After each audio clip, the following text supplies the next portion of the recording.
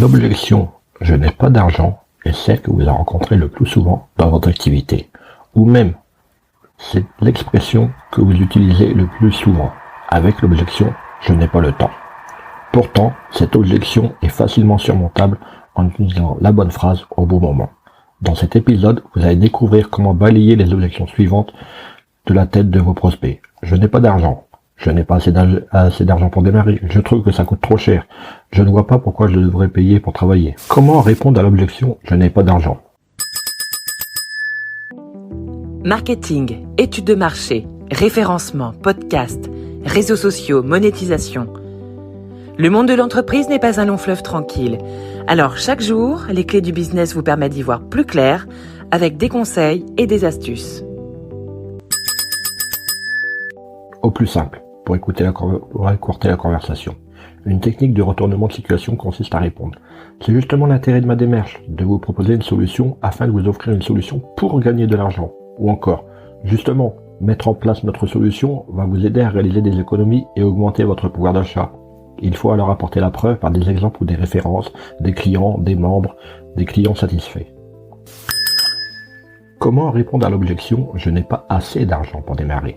Pour ce cas précis, vous pouvez répondre quelque chose du genre « Imaginez que votre voiture vous tombe en panne, ou que votre frigo rende l'âme, ou encore que votre enfant soit soudainement malade et que vous deviez rassembler 500 € pour pouvoir acheter un médicament très spécial. Comment feriez-vous ? Vous iriez probablement emprunter cet argent à la famille, ou vous chercheriez à vendre du matériel qui ne vous sert plus. Nous sommes tous pleins de ressources quand on veut quelque chose. » Comme souvent, son argument n'est pas valable. Et le client le sait, c'est juste une façon détournée de vous dire non merci, cela ne m'intéresse pas.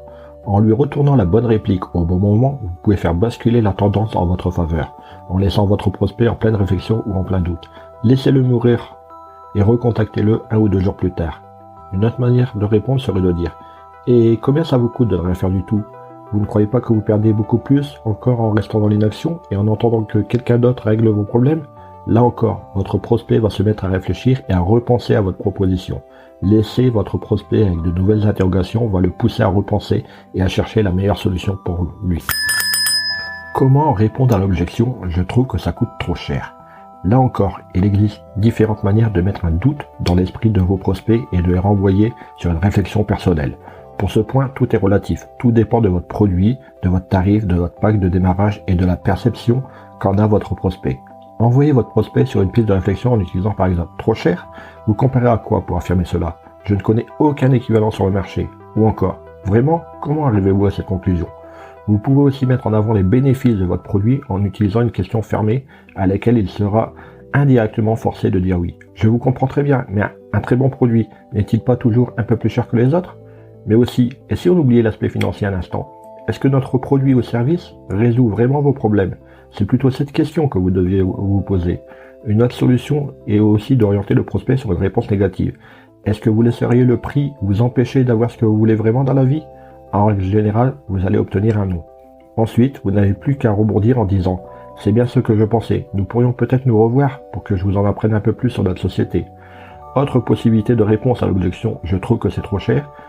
Est-ce que ça veut dire qu'on ne travaillera jamais ensemble ? Là encore, il devrait répondre non dans la majorité des cas, mais ça ne sera pas un non fermé. Vous avez réussi à mettre votre prospect dans une position très inconfortable. Il n'osera généralement pas vous dire un non ferme et vous répondant non, bien sûr que non, mais ce non est ouvert en votre faveur. C'est ensuite à vous de rebondir sur ce non en revenant sur ce que votre produit ou votre plan de paiement va apporter dans la vie de votre prospect. S'il vous répond oui, passez votre chemin. N'essayez pas de convaincre tout le monde. Vous y perdrez beaucoup de votre temps et de votre motivation. Vous pouvez aussi utiliser une formule comme « le plus important, ce n'est pas ce que ça vous coûte, mais plutôt ce que ça va vous rapporter, vous ne pensez pas ?» Là encore, servez-vous d'exemples concrets de clients satisfaits pour appuyer votre argument. Comment répondre à l'objection « je ne vois pas pourquoi je devrais payer pour travailler ?» Là, dans un premier temps, vous avez planté le décor. Vous savez, il y a 2 types de travailleurs. Ceux qui ont décidé de consacrer leur vie à leur employeur contre un salaire, et dans ce cas vos revenus sont forcément limités par votre temps de travail effectif, et ceux qui ont décidé de travailler pour eux. Et là, leur temps leur permet de mettre en place des systèmes qui travaillent pour eux. Leur salaire n'est plus limité par le temps, mais par leurs actions. Et dans ce cas, aucune limitation. C'est vous qui déterminez ce que vous voulez gagner. Quel schéma préférez-vous ? Prospect vous répondent le salariat, vous avez déjà fait un premier tri. Ce sont en général des personnes hermétiques qui ne cherchent même pas plus loin que leur boulot et vont préférer vous jalouser et vous critiquer dans leur coin. vous ne pouvez rien faire pour eux. Concentrez votre énergie sur des personnes qui s'orienteront vers le deuxième choix. C'est le moment de faire pencher la balance en votre faveur. Vous pouvez minimiser le prix dans l'esprit de votre prospect. C'est un petit investissement et ne t'inquiète pas, tu vas vite le récupérer. Ou encore, cela ne représente que X ventes, tout dépend de votre société. Ce n'est pas beaucoup et simple à réaliser. Et imaginez ce que ça peut vous rapporter. L'idée est ici de relativiser le prix pour qu'il devienne petit dans l'esprit du client en comparaison des gains anticipés. Il s'agit de comprendre les critères de celui qui vous fait face, de connaître ses limites personnelles. Ensuite, travaillez-le. Il y a toujours les bons vieux trucs, mais qui fonctionnent toujours. Parmi eux, le geste commercial. Allez, vous êtes sympa, je vous le fais à... Ou encore, le principe de contraste. Vous avez présenté une offre légèrement surévaluée et ensuite, présentez-lui votre prix de référence moins élevé. Il le trouvera bon marché. Vous pouvez aussi tenter l'adage. La qualité se paye, comme précisé un peu précédemment.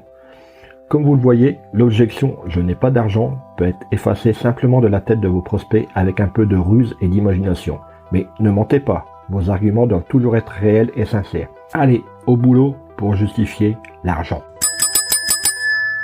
Hey, avant de partir, j'ai une petite faveur à te demander. Est-ce que tu pourrais donner une note et laisser un commentaire sur ta plateforme d'écoute préférée? Cela permettrait aux clés du business d'avoir une meilleure visibilité et d'être accessible au plus grand nombre. Je te remercie. Allez, cette fois c'est vraiment fini.